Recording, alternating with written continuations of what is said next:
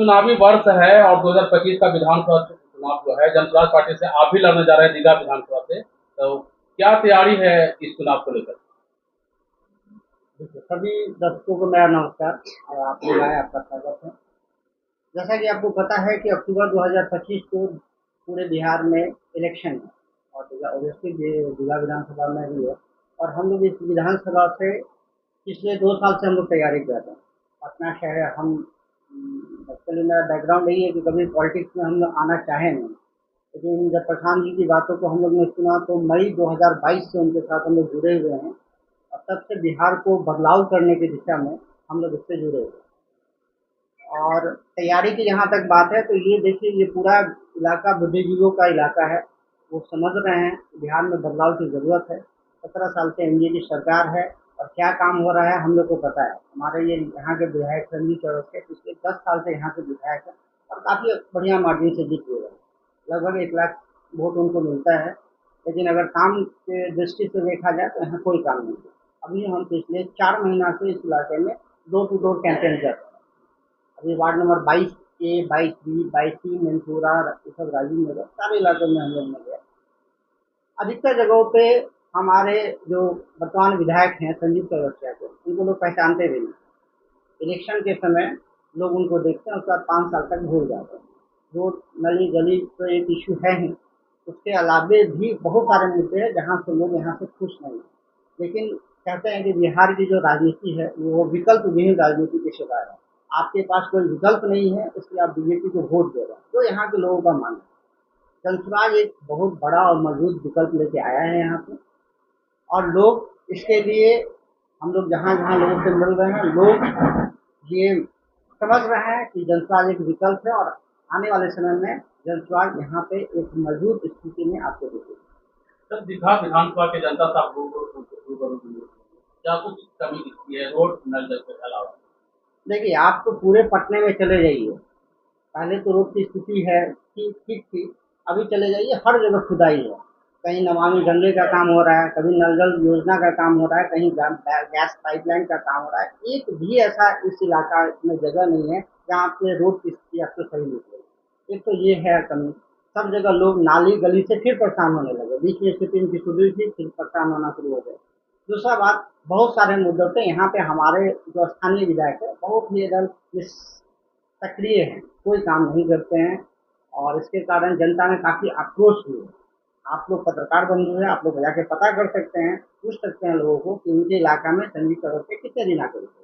Sir, हर ये तो विकासात्मक काम हो रहा है ना, जैसे लोगों को सुविधाएं दी जा रही है, नल जल से जो है, गैस पाइपलाइन है, ये सड़क सही बात है, लेकिन आप जाइएगा नल जल योजना में, उस पर गाइडलाइन को पढ़िएगा कि अगर आप नल जल योजना में गड्ढे को आप खोदते हैं तो आपको भरने की जिम्मेवारी, उसको रिपेयर करने की भी जिम्मेवारी आपकी होती है। आप देखिए, गड्ढे तो आए, पाइपलाइन बिछ गया, उसके बाद रिपेयरिंग का कोई काम नहीं। सही बात है, विकास का काम है, होना भी चाहिए, इसमें हम लोग कोई आपत्ति भी नहीं है, लेकिन प्रॉपर ढंग से वो काम तो हो। ये काम को लेके नहीं है। आप देखिए नल जल योजना में अभी केजी का रिपोर्ट आया, कितना घोटाला हुआ है। आप नमामि गंगे में जाइए, देखिए जहाँ पे 8 इंची की ढलैया होना चाहिए वहाँ 2 इंची की ढलाई हो रही है।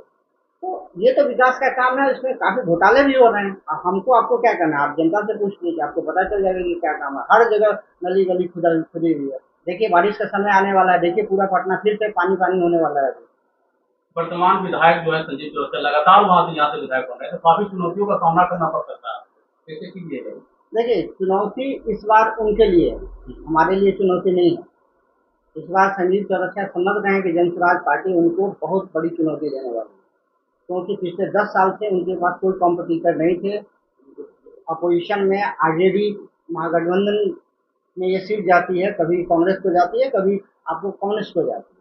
तो और वो लोग बस लड़ने के लिए लड़ते हैं, वो उनका जो परंपरागत वोट है उनको मिलता है। संजीव चौरसिया बिना किसी लाग लपेट के डर के आराम से अच्छे मार्जिन से निकल रहा है। लोगों के पास विकल्प नहीं था, इस बार लोगों के पास विकल्प आया है और जनसुराज इस बार संजीव चौरसिया को पानी पानी करने वाला है। इस बार जो है संजीव चौरसिया राजूना नाला जो है लगभग 181 करोड़ की लागत से निर्माण करवाने जा रहे हैं, तो ये चुनाव के समय में जब वो बातें हो रही है तो क्या लग रहा है, चुनाव कन्वर्ट करने के लिए, क्या बैंक वोट बैंक बनाने के लिए? सर, ये पूरा का पूरा चुनाव में स्टंट है। आपको हम बता रहे हैं, आप चले जाइए राजीव नगर में वार्ड नंबर 7 में, जो पटेल नगर का इलाका है, वहाँ पे पिछले साल लोगों ने बाइकआउट किया था कि संजीव चौरसिया नाला नहीं बनाएंगे, उनको वोट नहीं दिया जाएगा। और इस बार भी वहाँ के लोगों ने लिटरली बाइकआउट किया है कि संजीव चौरसिया को वोट नहीं देंगे। उसी ये कुछ ऐसे मुद्दे हैं जिनको लेकर ताबड़तोड़ अभी इनॉग्रेशन किया गया था, यहाँ पे नीतीश बाबू ने किया था, नाला बनेगा, गली बनेगा, ये कुछ चुनावी स्टंट है, कोई काम होता नहीं यहाँ पे। और सबसे बड़ी बात, ये जिस विधानसभा में आप खड़े हैं राजीव नगर में, यहाँ पे 4 ऐसे वार्ड हैं जिसमें 1 लाख पॉपुलेशन के लोग हैं, वो परेशान है किससे? हाउसिंग बोर्ड की जमीन के कारण। आप जिस जगह पर बैठे हुए हैं, यहाँ को का जमीन किसान का जमीन सरकार बताती है, और यहाँ पे आप मकान नहीं बना सकते, लेकिन हर रोज मकान बनती है। 1 लाख रुपए आप थाने को दीजिए, आपको ढलैया देने के लिए तैयार है। आप और इसका दूसरा क्या है, एक तो आपके पास, चलिए आप मकान बनाएं अपने पैसे से, हाउस लोन आपको नहीं मिल रहा है, कल को ये एसेट को सरकार मानती ही नहीं है। कल को अगर आपको बिजनेस करना है, आपको बच्चे को एजुकेशन लोन लेना है, तो आप एजुकेशन लोन लेना है तो आप इस प्रॉपर्टी को मॉर्गेज नहीं कर सकते। तीसरा, आपको अगर ये बनाना है तो लोकल थाना को पैसा देना पड़ेगा, उससे नहीं तो आपको परेशानी करना पड़ेगा, झेलना पड़ेगा। तो बहुत सारे ऐसे मुद्दे हैं जिनको लेके संयुक्त चौरसिया की सरकार पिछले 17 साल से बोल रही है कि हमारी सरकार आएगी, इस इलाके को हम लोग फ्री कर देंगे, लेकिन ये भाषणबाजी के अलावा कुछ नहीं रहा। जनसुराज का मानना है कि यहाँ के लोगों के हित को देखते हुए काफ़ी संख्या में करीबन 1 लाख घर बना हुआ है, इसको देखते हुए हमारी जब भी सरकार बनेगी, पहले कैबिनेट मिनिस्टर में जो बैठक होगी, उसमें हम लोग इसको फ्री लैंड घोषणा करेंगे। ये यहाँ की जनता को हम आपके मीडिया के माध्यम से बताना चाहते हैं। इस तरह से आरजेडी जो है माय बहन मान योजना को लेकर 25% घोषणा कर दी है महिलाओं को लेकर, और कांग्रेस भी कर दिया है, प्रलोभन दे रही है, क्या है ये प्रलोभन दे रही है, क्या है? आपने देखा होगा प्रधान जी के भाषण में, इसको लेकर प्रधान जी ने बड़ा अच्छा जवाब दिया है। यहाँ का बजट ही है 2.5 लाख करोड़ का, और ये माई बहन योजना का पब्लिशन आप करते हैं तो 1.5 लाख करोड़ रुपया करीबन करीबन आपको माँ बहन योजना में चला जाता है। बताइए कि अगर 2.5 लाख का 1.5 लाख चला गया तो 1 लाख में बाकी योजना और बाकी चीज को आप कैसे मैनेज कर पाएंगे? तो ये बस भाषण है, जमीन रूप से ये कभी उसमें ये स्थिति आने वाली है नहीं। या तो तेजस्वी यादव खुद बेवकूफ है, या फिर जनता को बेवकूफ है। सर, आप चुनाव जीतते हैं तो आपकी पहली प्राथमिकता क्या रहेगी? देखिए, चुनाव जीतने के बाद जैसे कि मैंने आपको बताया कि अगर हमारी पार्टी सरकार बनाने में सक्षम होती है, तो दीघा विधानसभा का जो ये एरिया है, राजीव नगर का एरिया है, जिसमें 4 लाख वार्ड आते हैं, इसको सबसे पहले फर्स्ट मीटिंग में हमारी प्राथमिकता रहेगी कि हम अपनी सरकार के माध्यम से इसको फ्री करें। दूसरा, कई जगह पे यहाँ पे बेसिक चीज है जिसके लिए यहाँ पे परेशान है। सबसे बड़ा आप लोग देखते होंगे, एक जाम की समस्या है।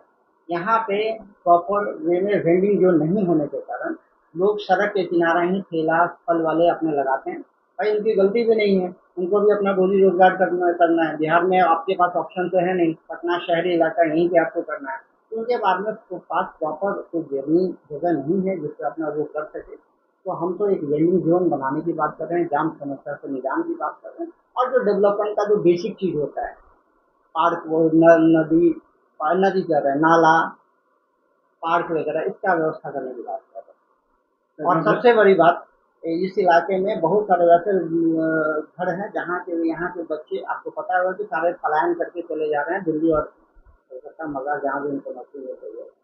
बुजुर्गों की संख्या में बहुत ज़्यादा इजाफा हो गया है, मतलब कि वैसे बुजुर्ग जिनके घर में बच्चे नहीं है, दिल्ली कोलकाता मद्रास कमाते हैं, वो लोग हस्बैंड वाइफ हैं, और उनको छोटे छोटे इलाज करने के लिए बहुत सारा प्रॉब्लम है। तो हमारा ये सोच है कि हम लोग एक मोहल्ला क्लिनिक के तौर पर इसको डेवलप करेंगे, और इसके लिए ज़्यादा खर्च की ज़रूरत नहीं है। जो भी हमारा आंगनवाड़ी केंद्र है, वहाँ पे अगर फर्स्ट ग्रेड के एएनएम को भी हम लोग रख सकते हैं, तो हम लोग इस कार्य योजना पे अमल किया जाए। मतलब अपने क्षेत्र की जनता से आप क्या कुछ अपील करें?